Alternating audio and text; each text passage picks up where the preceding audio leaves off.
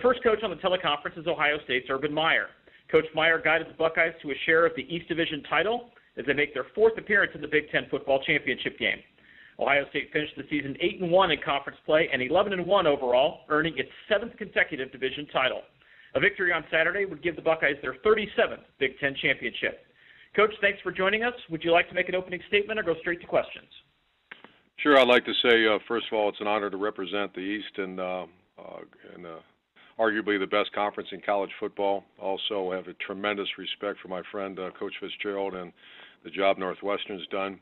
And finally, I'd like to thank in advance. This is our fourth trip there. The Big Ten staff, the staff in Indianapolis, you make us feel welcome. You do it the right way, and it's one of the best events of the year. So we're honored to be there. Thank you. Thank you, Coach. Let's take some questions from the media at this time. If you have a question, please hit the star 1 on your touch-tone phone. Your first question is from Tim May of the Columbus Dispatch. Your line is open. Urban, I was wondering if you could give us an update on Demetrius Knox's status coming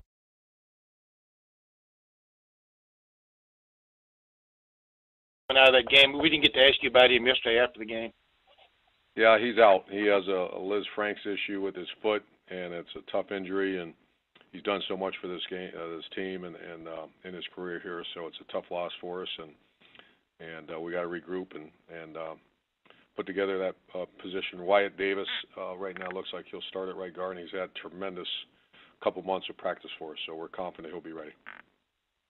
Yeah, Urban, and the other thing, I mean, in a game like that yesterday, do you have a chance to just sit back and sort of absorb and enjoy what you guys just accomplished, or is it just, I mean, do you ever get that kind of break in a situation like this where you headed into a championship game of this caliber?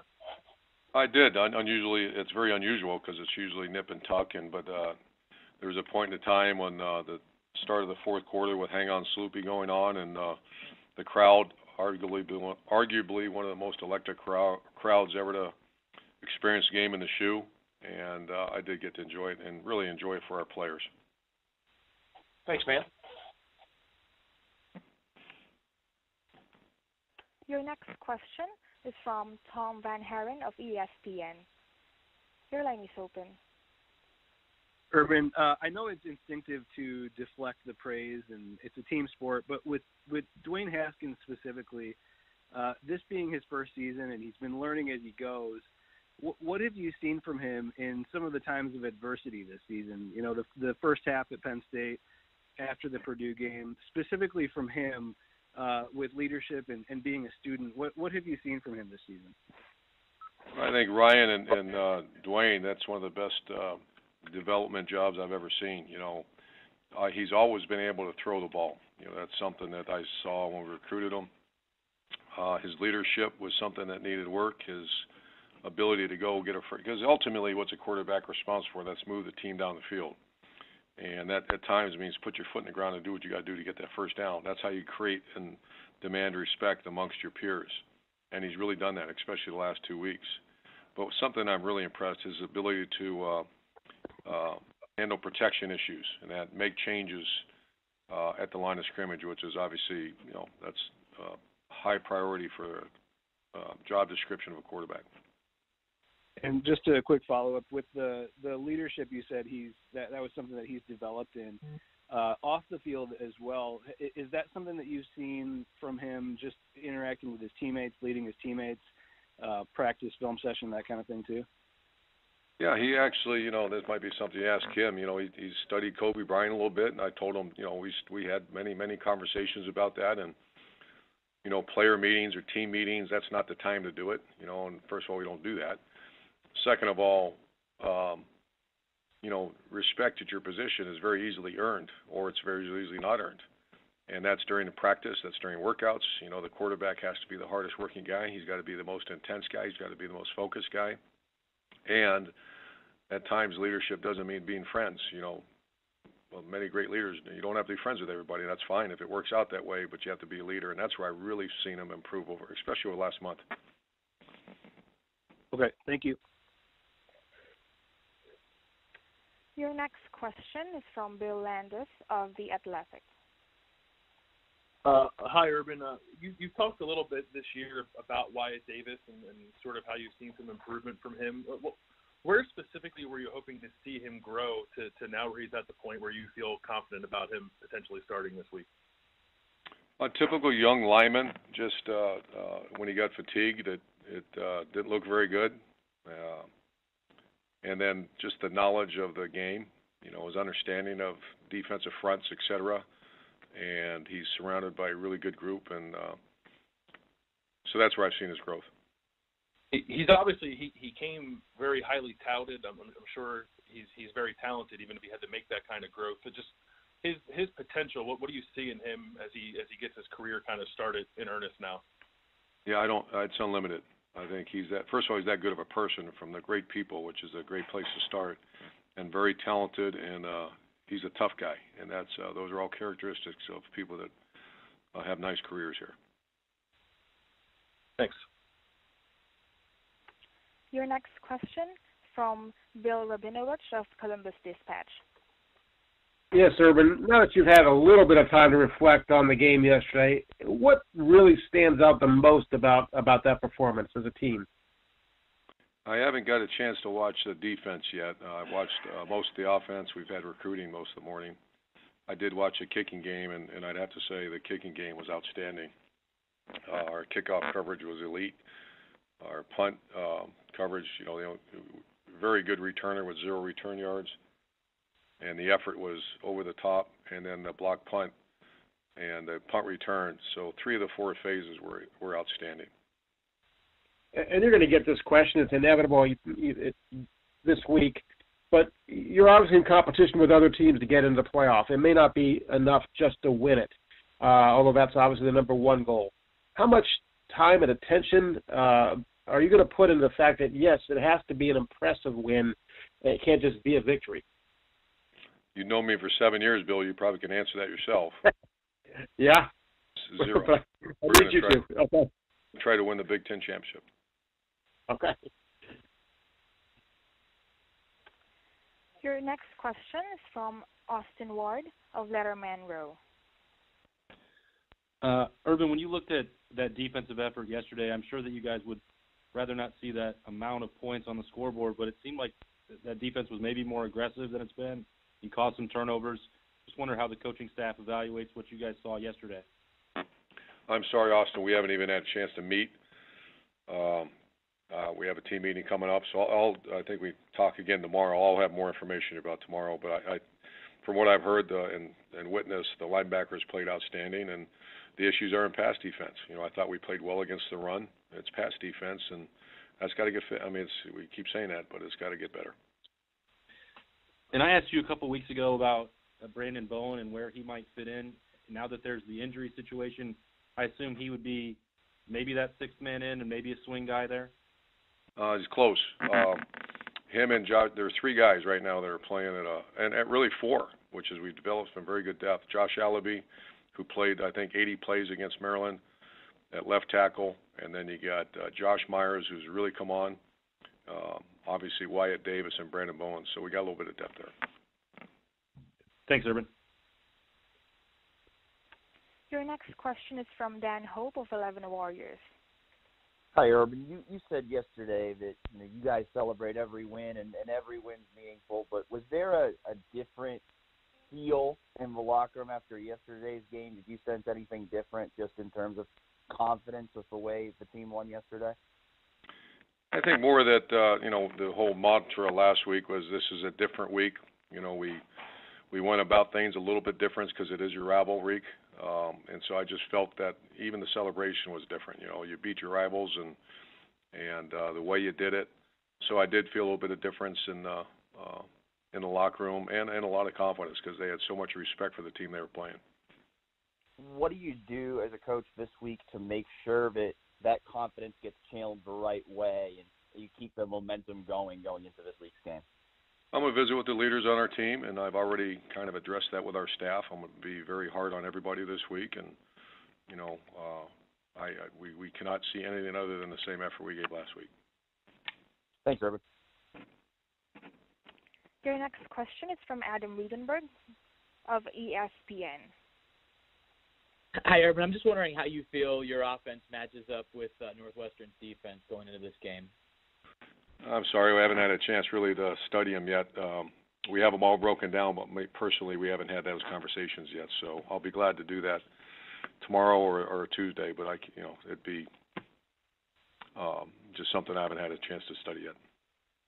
And just with Dwayne obviously running the ball a little more, how does that change what you guys are able to do, even in the passing game, being able to attack downfield? Well, I think just the threat, we've learned that over the years, just the threat makes people play a little more clean, a little more contained, oriented. If you just know that you have a tree back there, it's not going to move. At times, that's not hard to defend. And Dwayne certainly has the athleticism to at least be a threat, and he's done a brilliant job of that the last 2 weeks. Thanks, Urban. If you have a question, please hit the star 1 on your touch-tone phone. Your next question from Ari Wasserman of The Athletic. Urban, just tailing off of Adam's question about Dwayne as a runner, when you look at the film and what you saw from this Tate Martell package in the red zone, obviously you guys have tried that the last month, and you guys, I don't think you've scored on it yet. What's your takeaway on using Tate in that scenario? And if Haskins is going to run the ball a little bit more, does that kind of defeat the purpose of it a little bit? Those are great questions. That's one part I have not watched. Once again, I apologize. I've been in meetings really since 8 o'clock this morning, so I have not had a chance to watch that part. But that's a very fair question and something that we're addressing. It's just Tate, certainly not his doing. He's as competitive a guy as you got. So, no, to say we're going to bend in that, no, that's not correct. And, Urban, another question. This year you guys have had some unfortunate injuries, and a lot of the guys who have stepped in have been highly recruited guys or young guys like Chris Olave and Wyatt Davis, Brendan White, Sean Wade. I know you guys recruit a tremendous amount of talent and have a lot of depth, but is this season where it is right now because a lot of these young, talented players have come in and been not only good replacements but very productive in their time when they're necessarily needed? Of course, that's true. And then also you see the special teams, I call them the heroes because they sometimes don't get the, Chris Olave had 2 touchdown catches, but he did something more important than that. He blocked a punt. He's also a gunner for us. And then also a guy named Josh Proctor that had 2 tackles on kickoffs against Maryland, and it was a force yesterday. And then a guy named Taraja Mitchell, which is he's going to have a tremendous career here. So yes, of course that's true, but you know me, I like to mention the true heroes of the team, and those are special teams players. Thanks, Urban. Your next question is from Bill Bender of Sporting News. Hey, Coach. Good afternoon. I was just wondering, this is how much of a challenge is it for coaches to emphasize conference championships and playing in this game when the focus of the sport, whether they like it or not, is kind of really gravitating toward the 14 playoff? We've been involved every year in the conversation, and I really don't believe that has any impact at all on this week of practice. I think it's a pretty intense Sunday when you're sitting there watching. I've done that for 5 years or whatever it's been. But I won't talk about that today. I don't believe other than kids staring at their phone, there'll be a lot of conversation about it because we need to get, you get a ring when you win this championship, and that's the conversation always around here. Well, and that was going to be my second question is, has it changed, and you've been around the game long enough and in these conversations with the players now and social media and all the distractions that can happen this week, is there something to what you do to, I don't want to say eliminate those distractions, but keep them down as much as possible? Yeah, just history is that you're as hard and as demanding as you possibly could be, and especially after a win. It's Lou Holtz used to say that people make errors a lot of times when you lose. That's when you coach hard and you get after them. That's not true. And I believe it. I've learned it from him. You don't coach him hard. That's fragile. You got to get them back. When you win, and you win the way you did, now that's the time to cut it loose and be very, over-the-top demanding of them and make it so if they're staring at their phone, they should be staring about what they just went through at practice. So that's kind of how we approach it. Thank you. Your next question is from Rob Aller of Columbus Dispatch. Hey, Urban. Some of the conversation coming out of the game yesterday is sort of like, where did that come from? I think you've seen it coming, but I was just curious, is that maybe one of the most difficult things in coaching is keeping a team consistent from week to week? I know you said you didn't necessarily see that coming yesterday, but how do you keep an even keel on a team? That is, you started your question with saying, is that one of the most challenging? There's many challenges, but the consistency with young people and injuries and quality of opponent, et cetera, that is a very difficult thing. When you have talented players and good people, it's kind of a challenge you enjoy. When you have the opposite, when you experience defiance and quit and those kind of things, it's awful, miserable. And we have very good people here. It's very healthy. There's good players, good people all around this program. So that's a challenge that sometimes, on the outside, people just, why is this? And internally, we're knowing, and I've said it, I think, for probably the last month and a half, enhance our strengths and work on our weaknesses. And you've seen some weaknesses improve because of, whether it be personnel changes, focus, and demands and getting it done. So that's one of the hard parts, but it's also, like I said, when you have really quality people, that's the challenge that you really enjoy doing. The second thing is, one thing that really stood out was the speed differential. It almost looked like the game when you were at Florida against Ohio State. Did that jump out at you? I know you haven't watched film, but even in what was happening live, it just seemed like guys kicked it up a gear, and the difference in speed was very noticeable. I have watched a lot of the film, and the one that Paris has played but he is one of the fastest players in college football, and I don't know his times, but with the ball in his hand, and I thought our receivers really, it was a high percentage of man coverage, and man coverage gets very good players that, like I keep saying, we had so much respect for. So that, I don't want to say shocked me, but that was a big part of the game.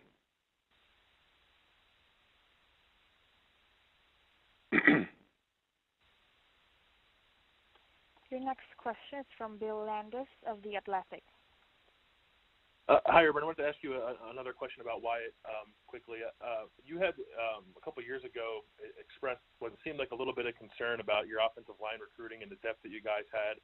I know it's better now, but how big was it to get Wyatt when you got him, and what do you remember about his recruitment?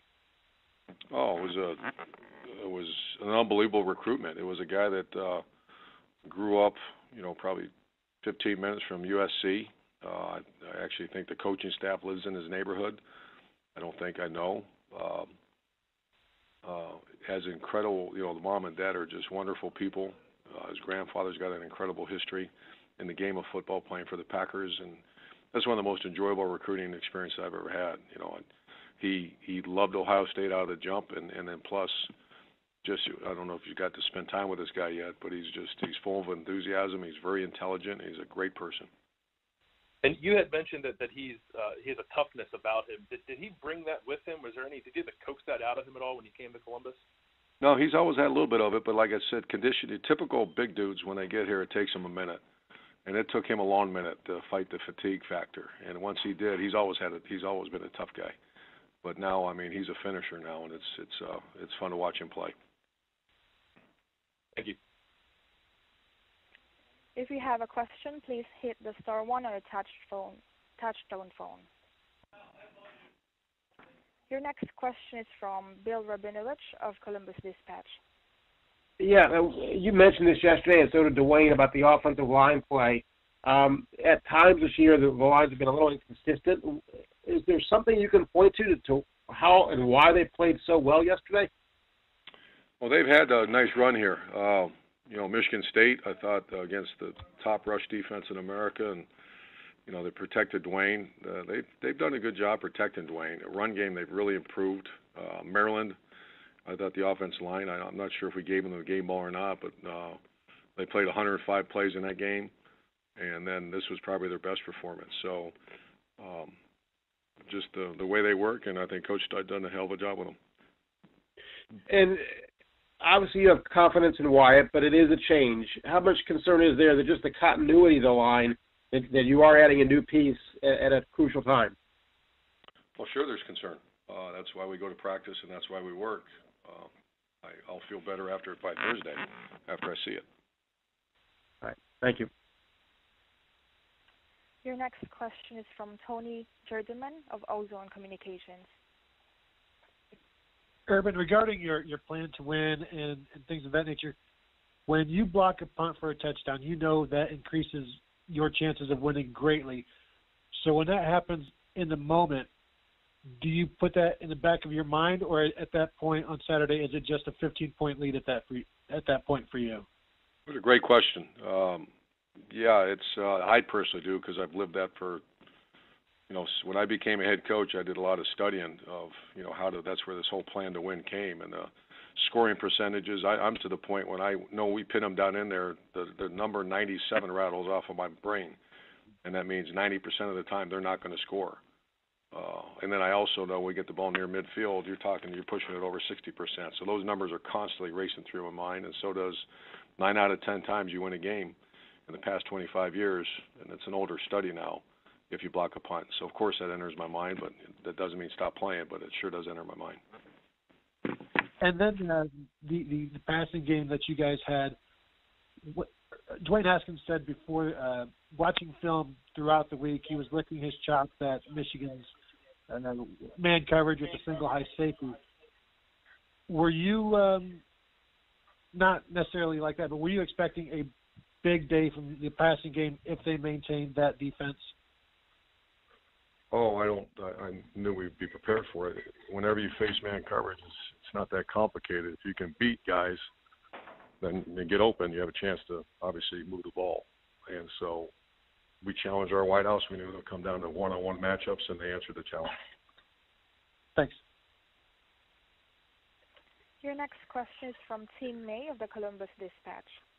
Thank you very much. A rare double dip. Urban, I was just wondering, as you watched, as you guys prepared for the game and then went through it, how impressed were you about you guys offensively, almost coming up with answers before they even adjusted defensively? If you follow my drift, because y'all seem to have answers for their adjustments almost, as they were happening. And did you notice that too? Did you feel that too? That you guys were sort of ahead of the game, the chess match, so to speak?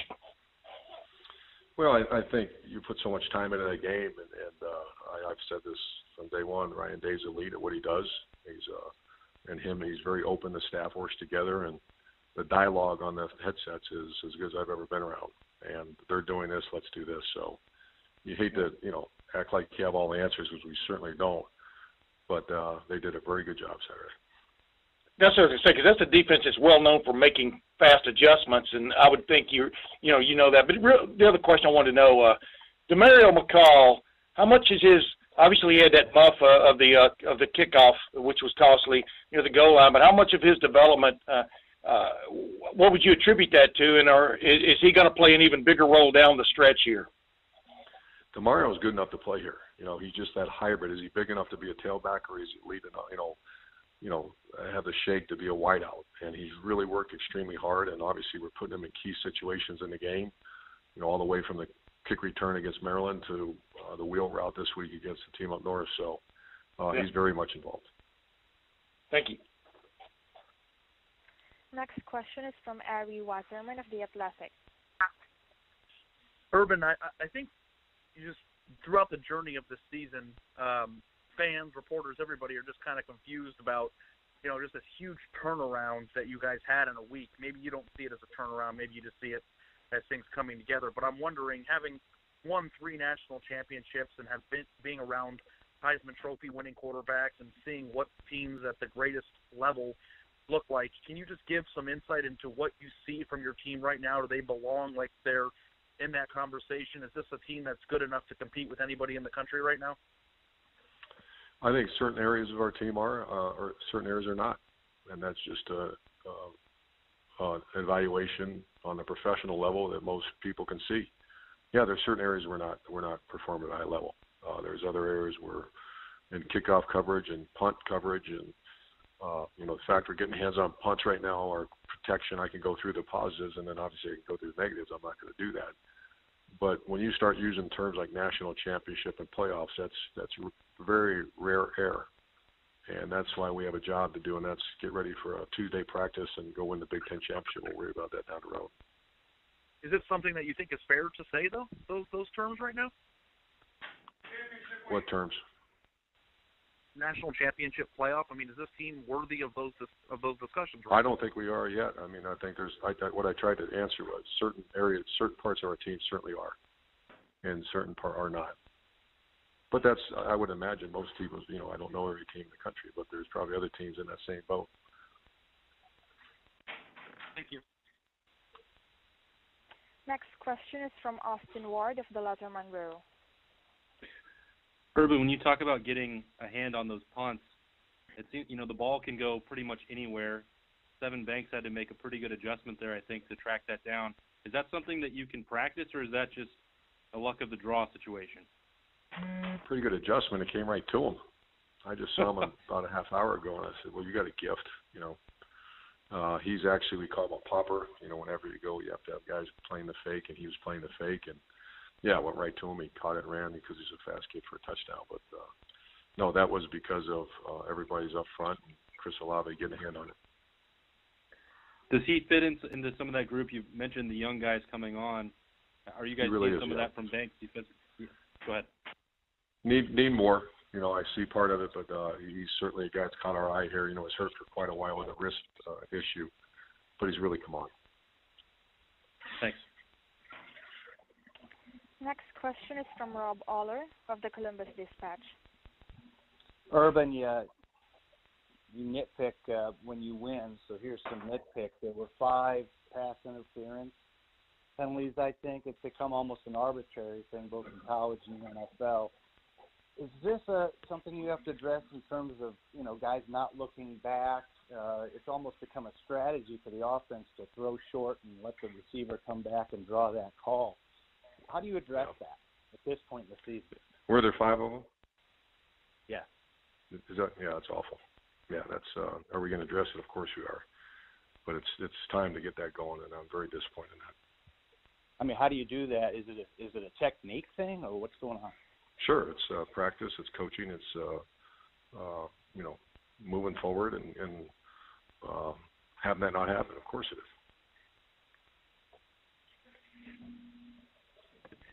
We have time for one final question from the media. Your last question is from Dan Hope of the 11 Warriors.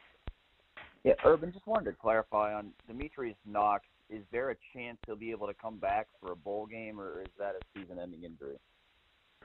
I'm not sure. I believe it's season-ending, but I don't want to. I'll find out here shortly. And Sean Wade made a couple of big hits yesterday. Just from your perspective, how impressive you've been with the kind of development that he's made over the course of this season?